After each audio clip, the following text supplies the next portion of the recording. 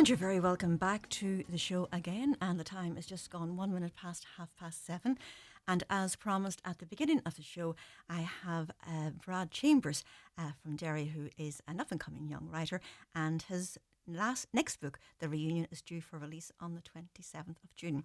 And indeed, Derry has a rich literary tradition, producing acclaimed playwrights, screenwriters and novelists. Some of the most notable from the city include Lisa McGee, of course, who wrote the script for Derry Girls, crime fiction author Brian McGilloway, renowned peace worker and author Sue Diven, as well as Claire Allen, who has written many, many books. I've read The Nurse and The Liar's Daughter, and all come from the Maiden City. Brad himself is a writer from the Maiden City, and he has an NCTJ diploma in journalism from the North West Regional College, as well as a BA honours degree in the same subject from Liverpool John Moores University. He studied creative writing for years at college around the UK and has written for dozens of newspapers and magazines, both online and in print. He started out setting his books in a fictional town in England called Wrong Valley, but now his last 5 have been set in his home town of Derry. And he is joining me now in the studio. Brad, you are very welcome. Thanks very much for having me. Right, so an up-and-coming writer from the Maiden City, joining that long list of established writers and playwrights. And your 5th book set in Derry, and is your 8th book altogether, and it's due out now on the 27th of June. It is, yeah. With reviewers at the moment, so every time my phone goes off, I'm panicking, looking, seeing if anyone has got back to me. Well, I was sort of looking online too, and there were some very good reviews about it. And J.K. Strange, author of The Gift That Kills series, said, "I loved it. What a last page revelation. Chambers has a gift for atmosphere and a sure instinct for the unexpected. The reunion draws you in slowly, locks the door behind you and holds you there until the very last word." And another review as well, it's a fast-paced thriller with short chapters, and it's also written from multiple perspectives, is extremely gripping, and is one of those books that keeps you guessing right up to the end, which has a few wonderful twists. And the book has a lot of vernacular language, which made me smile as I live in Northern Ireland. So some very good reviews there, Brad. Yeah, can't complain yet. So tell us, the book, The Reunion, it's the 5th book based on Derry, and tell us just exactly what it's all about. So it's about a school reunion. The main protagonist is a boy called Adam. He obviously has left school 10 years. He gets an invitation on Facebook from a boy that he actually hasn't spoke to since he left school. They were best friends in school, kind of a bit of a falling out there. He's wondering, I haven't heard from this boy in a decade, and it's to be invited to the school reunion. So he kind of thinks, it's a bit weird that he's invited me to this.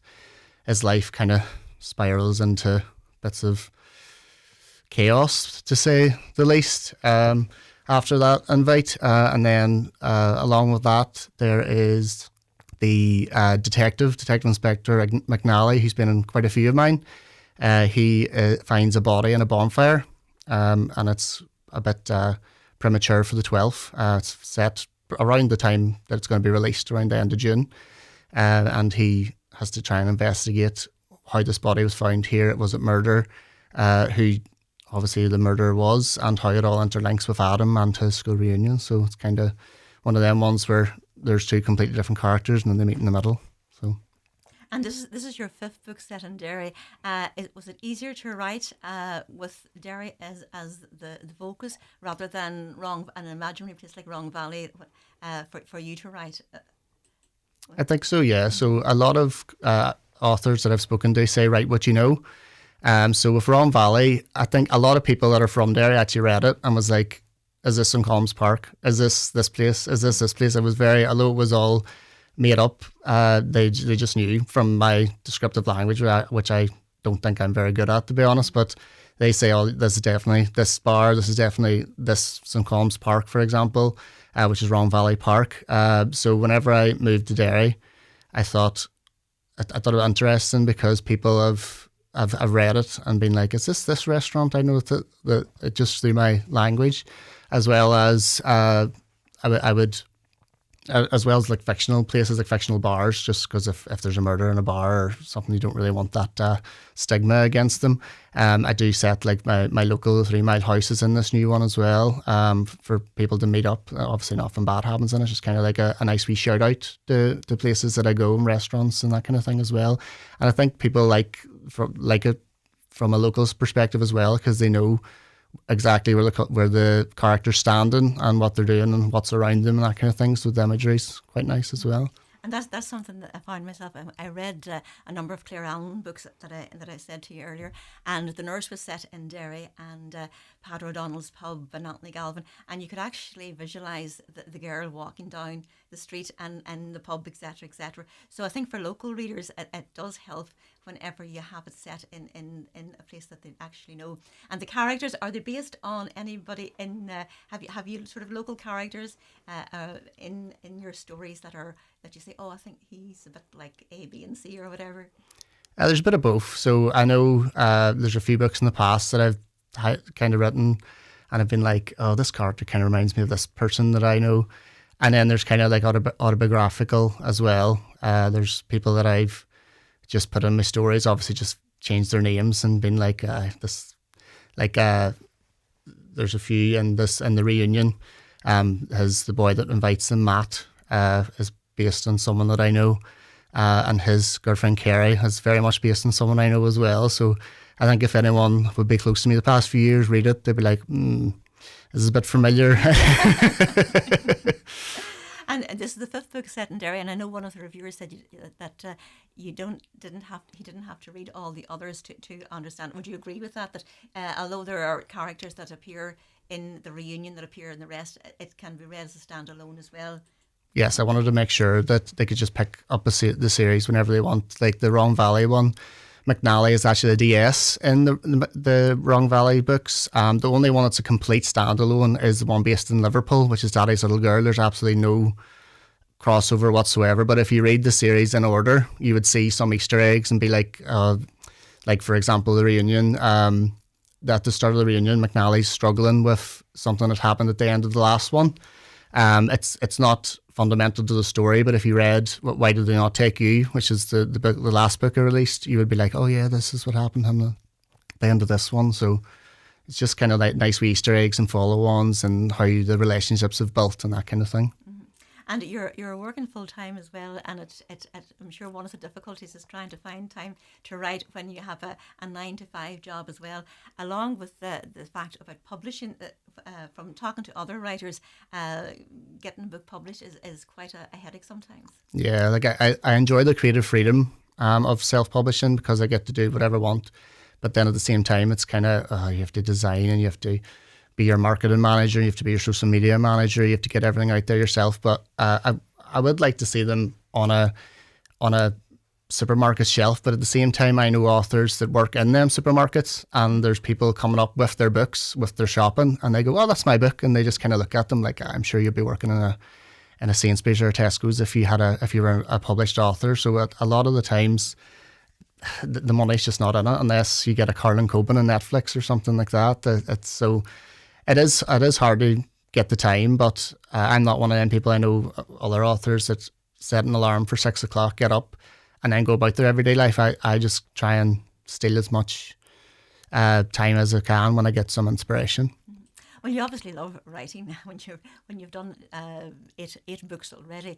And whenever you were at school, did you have a love for writing then, or did you ever envisage that you would have books published like you have today? I hoped so anyway. I think I've always wanted to write as long as I remember. I remember writing wee stories, like fan fiction, Harry Potter fan fiction.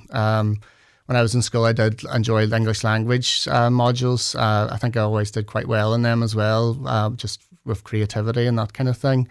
But whenever I left, like you read out that I did journalism and that kind of thing. Whenever I left my uni, I was like, if I'm going to go for it, I may go for it now, because I kind of did the classes and wrote a few short stories, started novels, got disheartened, kind of gave them up a wee bit. And then I just thought, right, if I see this all the way through, then I'll publish it. And then it's different, your mum reading it and being like, oh, that's good. There's complete strangers that have absolutely no loyalty to you and they're saying it's good. So I'm like, well, I must be doing something right. So just thought I was, and I enjoy it. It's quite therapeutic as well. Like I've set my book Who's Next when I was working in retail during COVID, and it was an awful time as everyone's was, and I wrote it during COVID when I was working, and set the character as basically myself, and was working in retail and just wanted to kill all the customers, and that's what I wanted to do, and I thought that was a bit therapeutic for myself to do it on paper rather than in real life. The genre that you're writing in is thriller, sort of this thriller genre. Is that your favourite type of book that you were reading growing up? And what was your favourite author, if you had one in particular? When I was younger, it was definitely more Darren Shan, Harry Potter kind of fantasy. And then I just kind of went off it. I started reading Samantha Hayes and Claire Allen. I'd love Claire Allen, Brian McGilloway, MJ Arledge, by crime authors now. That's all I read and all I watch, even on TV shows. If someone hasn't died within the first 10 minutes, I kind of lose a bit of interest. So yeah, I'm a bit chaotic like that. But yeah, crime thrillers definitely. I remember when I was younger writing a bit of demons and that kind of thing, but I had the imagination for it, but I just wasn't, my heart wasn't really in it as much as the psychological thrillers.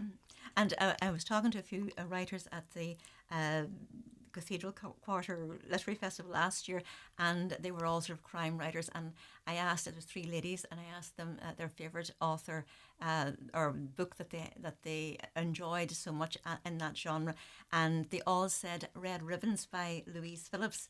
So it's an old book. It's out maybe about 2014. But I managed to get a copy on Amazon, a second-hand copy, and it's really good. Would you have a book in particular that stood out as a real thriller page turner that you sort of didn't know what was going to happen till the very end? I think so. Yeah, it was Samantha Hayes, Until You're Mine. There was different perspectives as well, which is kind of leaked into my own storytelling, and there was two main protagonists, and then it got to a stage where you didn't know which one was actually speaking, and it turned out that you thought one was the murderer, and it turned out it was the other one was the murderer, and it was just a whole, like, you're sitting with your mouth open thinking, wow, this is what I try and incorporate into my books now, just try and, even like a good lot of them, you think you have the story, and then maybe the last few chapters you kind of get taken back, and then the very last page, I like having I think you read out one of the reviews, the last page revelation. I try and completely turn people away in the last few paragraphs if I can. I know some people, some readers are a bit, don't know, that was kind of like a throwaway comment at the end, but some people are like, well, that just completely changed the book around for me. Sort of an OMG moment for them. Yeah. And when you are writing, Brad, have you the end in sight when you begin, or is it sort of an ongoing process where you have an idea and you go with the flow as the book flows as well? It just kind of depends. So sometimes I've got a start and an end, and I have to try and marry them up. Sometimes it's just a concept, and I build around it. The reunion, I knew during COVID, we were the class of 2011, so 2021 was our 10-year anniversary of leaving school in 2020. We're like, oh, well, I'll have to meet up and we'll have to do this, and obviously we couldn't.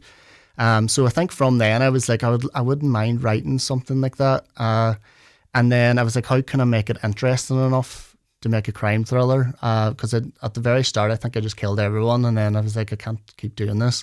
I need to like build suspense and have people doing their everyday stuff that you would just be creeped out by.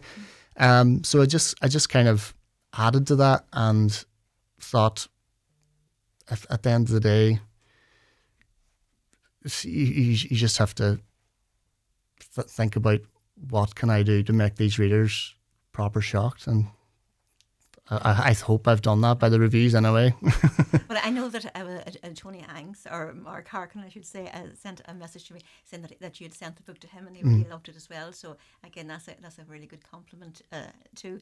So the book is out on the 27th of June, and where can people get their hands on it? So it'll be on Amazon. If you search Brad Chambers, BRADD Chambers on Amazon. If you search on the TikTok or Instagram, Brad Chambers Author.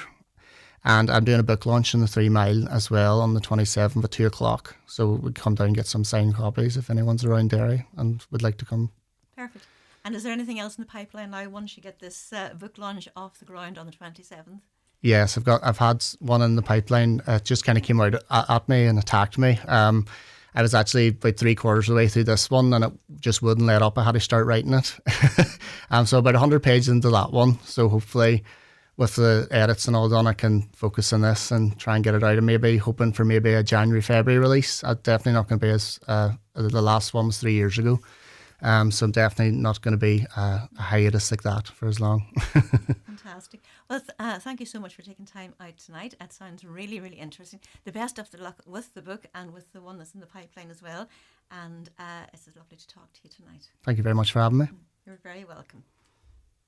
Hi folks, Paul McDevitt here.